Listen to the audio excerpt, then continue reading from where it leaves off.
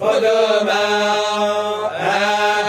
آتيناكم بقوة واذكروا ما فيه لعلكم تتقون ثم توليتم من بعد ذلك فلولا فضل الله عليكم ورحمته لكنتم من الخاسرين ولقد علمتم الذين اعتدوا منكم في السبت فقلنا لهم كونوا قردة خاسئين فجعلناها نكالا لما بين يديها وما خلفها وموعظة للمتقين وإذ قال موسى لقومه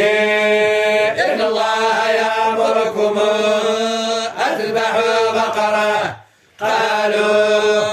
أتتخذنا هزوا قال أعوذ بالله أن أكون من الجاهلين قال ادع لنا ربك يبين لنا ما هي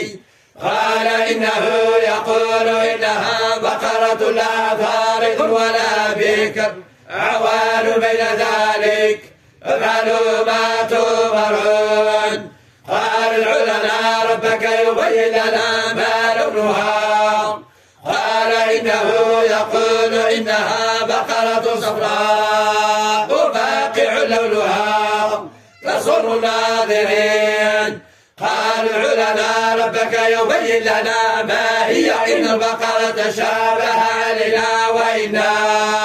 إن شاء الله لمهتدون قال إنه يقول إنها بقرة لا ذلول تثير الأرض ولا تسقي الحرث مسلمة لا شية فيها قالوا لا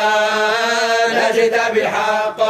فذبحوها وما كادوا يفعلون وإذ قتلتم نفسا فادارأتم فيها والله مخرج ما كنتم تكتمون فقل اضربوه ببعضها كذلك يحيي الله الموتى ويريكم